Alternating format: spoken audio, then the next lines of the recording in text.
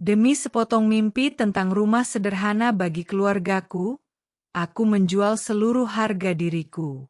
Assalamualaikum warahmatullahi wabarakatuh. Hai, apa kabar kalian di sana? Aku harap kalian semua dalam keadaan baik, sehat, dan tetap kuat menghadapi apapun yang sedang kalian lalui hari ini.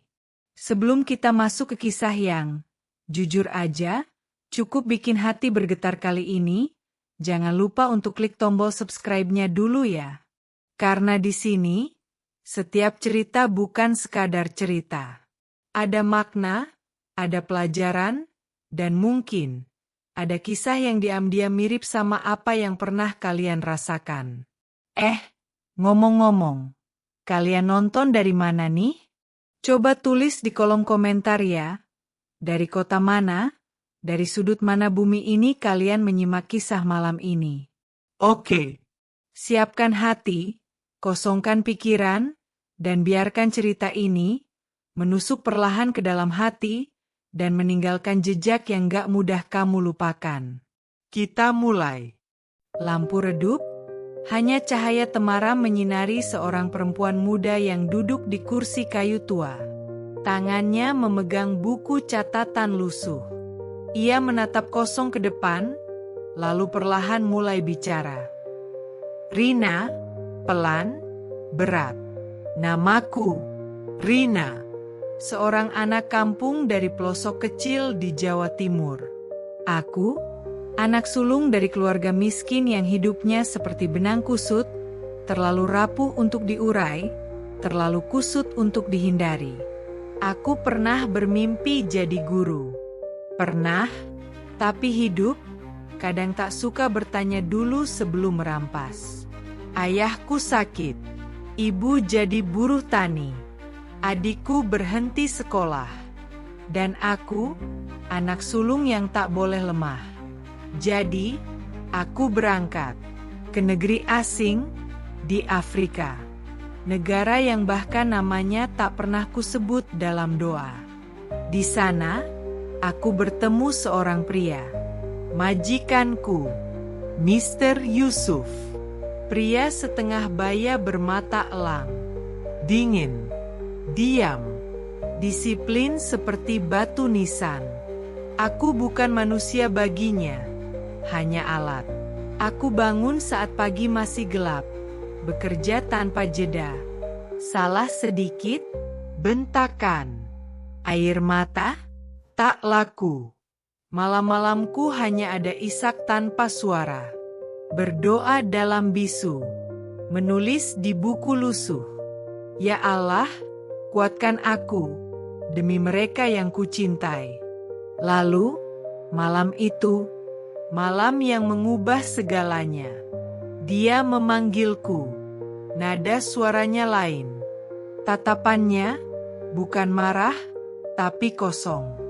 Rina, aku ingin kamu jadi istriku. Aku membeku. Itu bukan lamaran, itu barter. Perjanjian. Dia menjanjikan uang untuk keluargaku, biaya operasi ayahku, sekolah adikku. Aku menolak, tidak bisa. Karena besoknya, saat ibu menelepon sambil menangis, berkata, "Nak, kalau ini jalan, ikhlaskan." Aku kalah. 3 minggu kemudian, aku menikah. Bukan di masjid, bukan dengan gaun putih, di ruang sidang sipil, tanpa peluk keluarga, tanpa teman.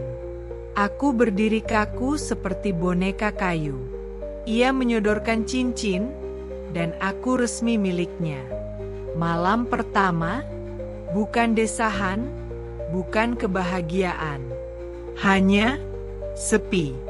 Dia berkata pelan, "Aku tidak akan menyentuhmu."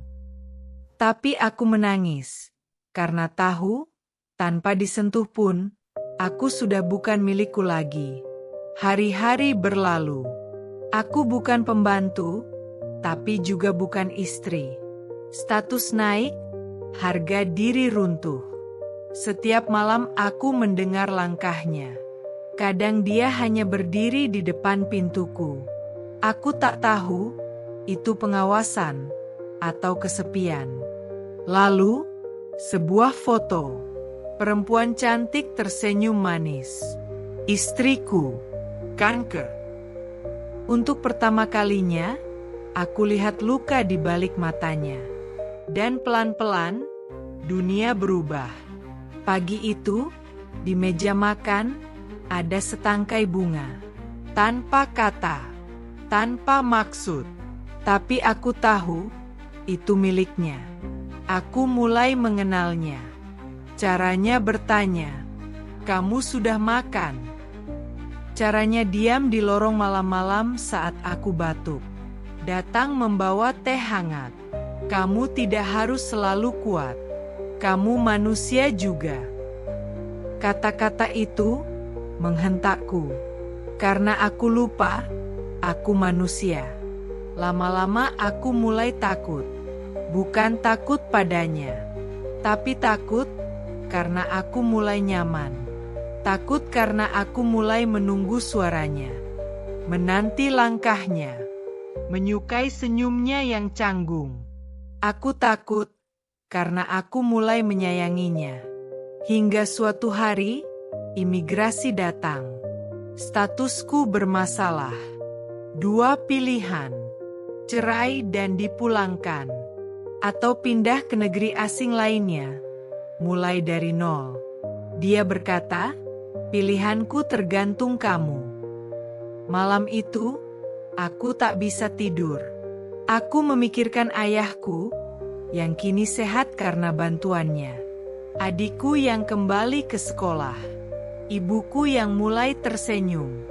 Akhirnya, aku duduk di tepi ranjang, menyentuh tangannya, dan berbisik, "Kalau kamu mau, aku ikut.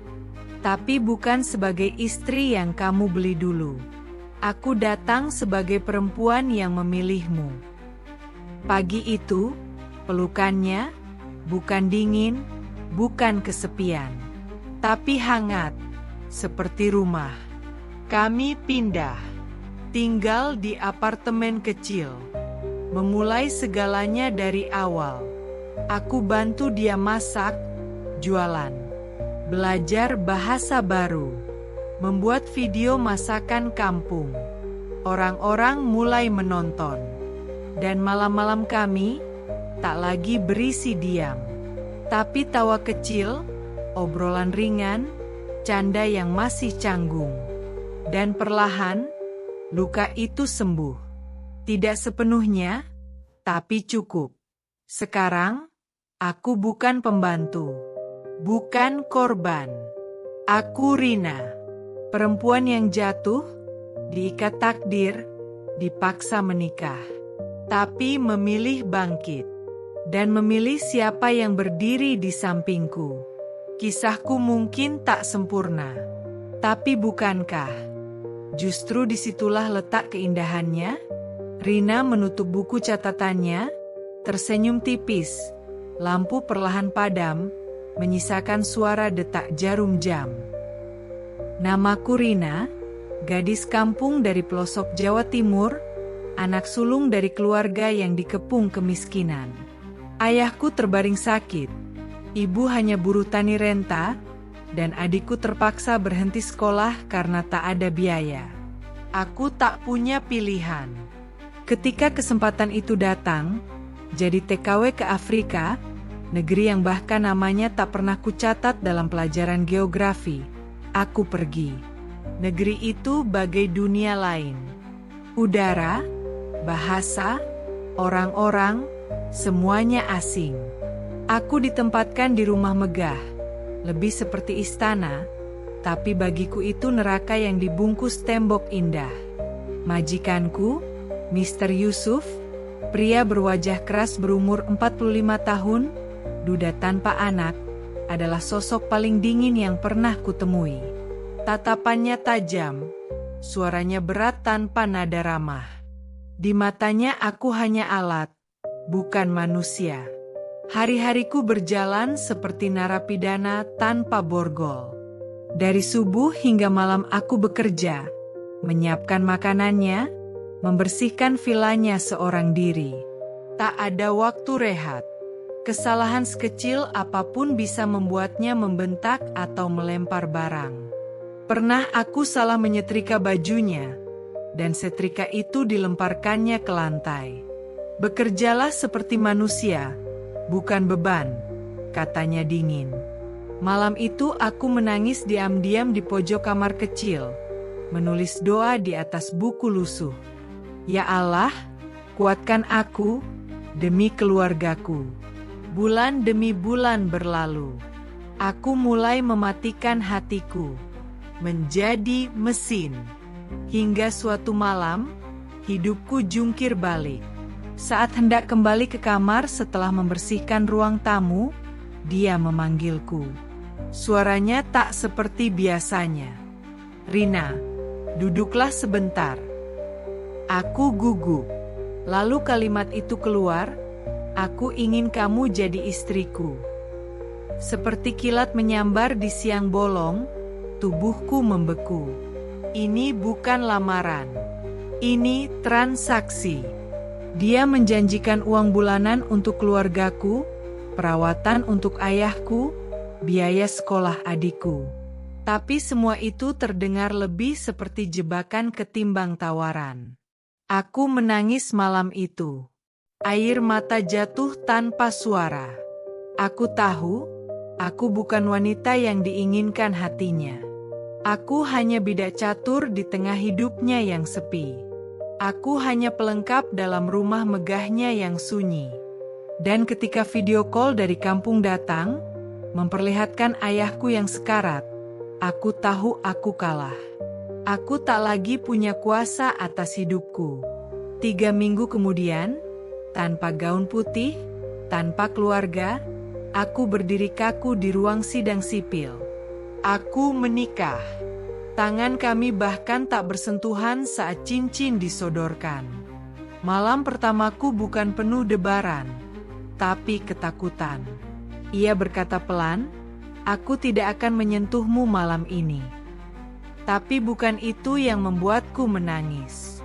Yang menyakitkan adalah kesadaran bahwa tubuhku kini miliknya, meski tanpa disentuh.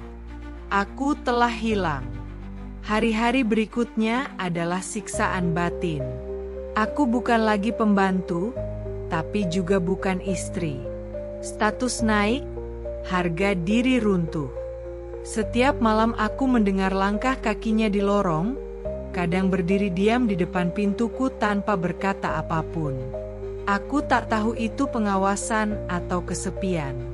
Sampai suatu malam, ia datang membawa foto wanita muda cantik, dengan senyum yang tak kutahu bisa seteduh itu. "Istriku."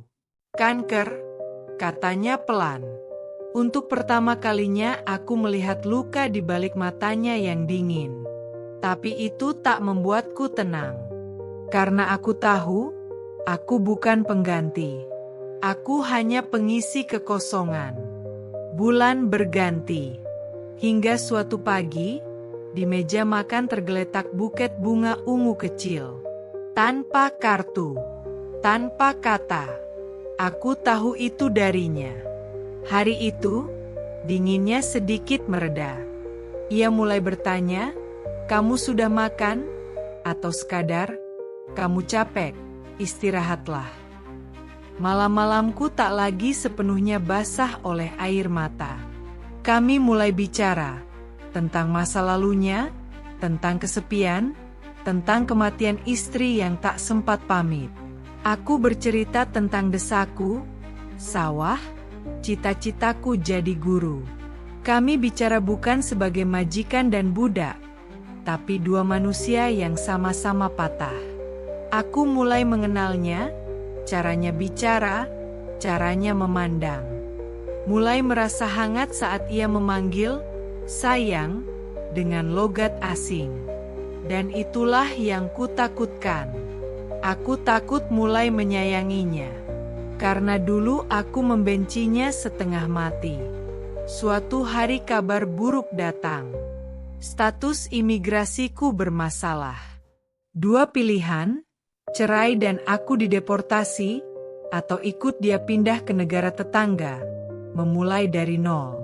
Pagi itu, sebelum matahari naik, aku duduk di sisi ranjang, menyentuh tangannya. Kalau kamu mau, aku ikut. Tapi bukan sebagai istri yang kamu beli dulu. Aku datang sebagai perempuan yang memilihmu. Pelukannya pagi itu bukan lagi dingin. Bukan lagi perjanjian. Tapi pelukan seorang pria yang tak ingin kehilangan. 2 bulan kemudian kami pindah. Tinggal di apartemen kecil. Dia memulai usaha baru. Aku bantu. Masak, belajar bahasa, bahkan mulai membuat video masakan khas Indonesia. Dunia baru itu jauh dari mewah. Tapi aku merasa hidup. Dia mulai sering mencium keningku tiba-tiba. Kadang aku tertawa kecil melihat kekakuannya. Cinta itu tak indah, tak sempurna, tapi nyata. Tumbuh dari reruntuhan luka. Seperti bunga liar yang tumbuh di retakan aspal. Dan sekarang aku tahu, aku bukan pembantu, bukan korban. Aku adalah Rina, perempuan yang memilih berdiri lagi meski pernah dihancurkan. Karena dalam hidup, tak semua cinta diawali dengan bahagia. Kadang ia lahir dari luka terdalam. Tapi justru disitulah maknanya. Dan inilah kisahku.